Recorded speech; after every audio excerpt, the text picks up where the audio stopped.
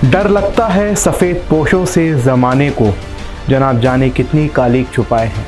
नमस्कार, मैं शुभम गुप्ता, जनहित टाइम्स के इस खास कार्यक्रम में आपका स्वागत है। आज हम बात करेंगे सफ़ेद पोशों के चेहरे के पीछे छिपे कालिक की।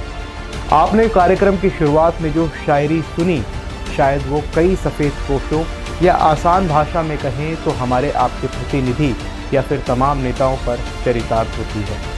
दरअसल उत्तर प्रदेश विधानसभा चुनाव 2022 अपने अंतिम छोर पर पहुंच गया है। हालांकि अंतिम और 7वें चरण का मतदान होना बाकी है। 10 मार्च को काउंटिंग के बाद कई आपराधिक रिकॉर्ड वाले व्यक्ति माननीय कहलाए जाएंगे। कहा जाता है कि संसद या विधानसभा तक का सफर तय करने के लिए अपराध के रास्ते से गुजरना ही पड़ता है। सीधे मुद्दे की बात करते हैं। उत्तर प्रदेश विधानसभा चुनाव के मैदान में ताल ठोक रहे कुल 6,944 उम्मीदवारों में से 1,694 का रिश्ता अपराध से है, या ऐसा कह सकते हैं कि 6,944 उम्मीदवारों में से 1,694 उम्मीदवारों पर आपराधिक मुकदमे दर्ज हैं।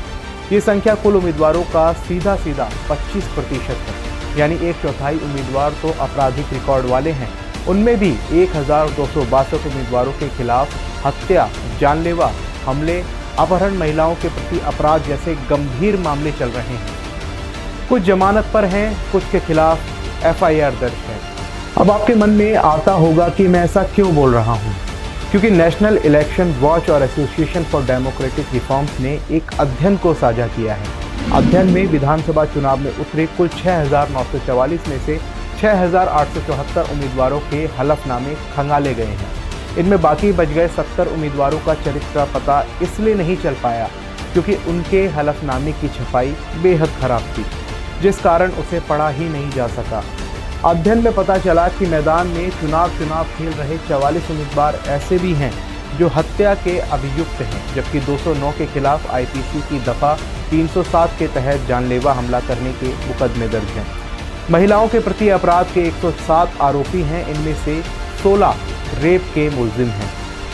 तो चलिए अब ग्राफिक्स के जरिए आंकड़े समझते हैं कि किस पार्टी में कितने दागी। सबसे हैरान करने वाली बात यह है कि दागियों पर भरोसा करने में कोई पार्टी पीछे नहीं है। चुनावी रैलियों में भले ही हर पार्टी अपना दामन साफ बताए, लेकिन दागी उम्मीदवारों के मामले में सबके रिकॉर्ड कमोवेश एक जैसे ही हैं। अगर हम समाजवादी पार्टी की बात करें तो समाजवादी पार्टी पर जो आपराधिक मामले हैं वो 52% हैं, और अगर गंभीर आपराधिक मामलों की बात करें तो उसका प्रतिशत 36 है। वहीं बीजेपी भी इसमें कहीं पीछे नहीं है। बीजेपी के अगर आपराधिक मामलों की प्रतिशत की बात करें तो वो 46% है। वहीं अगर गंभीर आपराधिक मामलों के नेताओं की बात करें तो 36% की संख्या बीजेपी की है। वहीं अगर BSP यानी बसपा की बात करें तो उनके जो आपराधिक आंकड़े हैं वो 39% है, और वहीं गंभीर आपराधिक आंकड़ों की बात करें तो 31% है। वहीं इंडियन नेशनल कांग्रेस INC की अगर हम बात करें तो आपराधिक मामलों की प्रतिशत वहाँ 36 है, और वहीं गंभीर आपराधिक मामलों से जुड़े नेता 18% हैं INC यानी इंडियन नेशनल कांग्रेस में। वहीं अगर हम आम आदमी पार्टी की बात करें तो आम आदमी पार्टी में आपराधिक छवि वाले नेताओं की संख्या प्रतिशत में 22 है, और वहीं ज़्यादा गंभीर आपराधिक छवि वाले नेताओं की संख्या 22% है।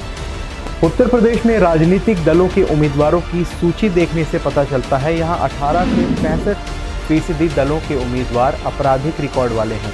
अन्य राज्यों में हो रहे चुनावों की अगर बात की जाए तो उत्तराखंड में थोड़े कम यानी 17 से 33% उम्मीदवार इस श्रेणी में आते हैं।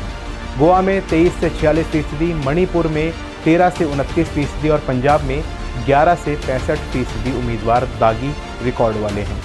गोवा में 301 में से 77, मणिपुर में 265 में से 53, पंजाब में कुल 1,276 उम्मीदवारों में से 315 पर मुकदमे चल रहे हैं। उत्तराखंड में 626 में से 107 और उत्तर प्रदेश में 4,406 में से 1,142 दागी नेता हैं। दरअसल सुप्रीम कोर्ट और चुनाव आयोग के आदेश व निर्देश के बाद भी चुनाव में दमखम दिखा रही राजनीतिक पार्टियों के उम्मीदवारों को अपने नामांकन पत्र में अपने आपराधिक इतिहास और वर्तमान के बारे में जिक्र करना था। अब इसे सुप्रीम कोर्ट की अवहेलना कहें या कुछ और, सुप्रीम कोर्ट के आदेश और निर्वाचन आयोग के निर्देश के बाद भी अधिकतर राजनीतिक पार्टियों ने अपने आपराधिक वेबसाइट, मीडिया चैनलों या अखबारों में उम्मीदवारों के आपराधिक कारनामों का खुलासा नहीं किया। कायदे से उनको अपने ऐसे उम्मीदवारों के बारे में टिकट मिलने के बाद या नामांकन के बाद या फिर चुनाव प्रचार बंद होने के समय विज्ञापन देकर बताना होता है कि आखिर पार्टी ने उनको ही टिकट क्यों दिया। उत्तर प्रदेश अपराध मुक्त है या नहीं, इस पर जनता की राय अलग हो सकती है और सियासी राय जुदा भी हो सकती है। अपराधों को लेकर मंचों से बड़े बड़े वादे और दावे भी सुने जाते रहे हैं। उत्तर प्रदेश के लिए पिछली जितनी भी सरकारों ने सत्ता को संभाला है, सभी के सामने सबसे बड़ी चुनौती अपराध रहा। कई पार्टियों ने अपराध और अपराधियों के लिए कई अभियान चलाए तो कई पार्टियों ने अपने विशेष लाभ के लिए अपराधियों, बदमाशों, माफियाओं का इस्तेमाल करा। उत्तर प्रदेश में आप पूरब से पश्चिम या उत्तर से दक्षिण कहीं भी घूम लीजिए, अपराध और अपराधियों के नामों की फहरिस्त कम पड़ जाती है। समूचे उत्तर प्रदेश की बात करें तो श्री प्रकाश शुक्ला, हरिशंकर तिवारी, रविंद्र शाही, मुख्तार अंसारी, अतीक अहमद, करवरिया बंधु, मुन्ना बजरंगी, रमाकांत यादव, उमाकांत यादव, ब्रजेश सिंह, ब्रजेश मिश्रा, धनंजय सिंह, बदन सिंह बद्दो, सुंदर भाटी, अनिल दुजाना आदि आप नाम सुनते सुनते थक जाएंगे। लेकिन उत्तर प्रदेश में अपराध और अपराधियों के नाम और उनकी कहानी खत्म नहीं होगी। खैर, खादी के दामन पर दाग तो लगते ही रहते हैं, आगे भी लगते रहेंगे। कानून व्यवस्था को लेकर वार पलटवार का दौर जारी है। बीजेपी अखिलेश के कार्यकाल को माफिया काल बता रही है तो अखिलेश भी पलटवार करने में पीछे नहीं है। मायावती दोनों को ही कानून व्यवस्था पर घेरती रही हैं।